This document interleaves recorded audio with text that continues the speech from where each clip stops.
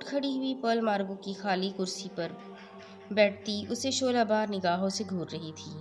تمہیں فصیر بلا رہا ہے، پال نے شعلے بار آنکھوں سے دیکھتے ہوئے اسے کہا تھا، جس پر مارگو گھبرا کر فوراً اسیر کی جانب بڑھ گئی تھی۔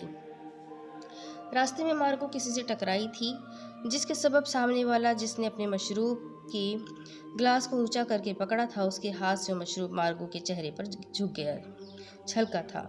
وہ مشروب تھا یا اور کچھ، جس کے سبب مارگو کو لگا کہ اس کا چہرہ جلنے لگا تھا، اور اگلے ہی پل اس کے حلق سے فلک شگاف چیخیں بلند ہوئی تھی۔ فصیر بے ساختہ مارگو کی جانب بڑھا تھا، جو اپنا چہرہ دونوں ہاتھوں سے چھپائے بیٹھی کرب و اذیت سے چیخ رہی تھی۔ مارگو کیا ہوا، تم ٹھیک تو ہو؟ فصیر نے اس سے پوچھا تھا۔ بلیک ڈیول بھی تیزی سے مارگو کے پاس گیا تھا اور مارگو کے چہرے سے ہاتھ ہٹاتا اس کا چہرہ دیکھ بلیک ڈیول بے ساختہ پیچھے ہٹا۔ مارگو کا ایک طرف کا پورا چہرہ جھلسا ہوا تھا۔ جب پارٹی میں موجود سارے لوگ مارگو کو شدت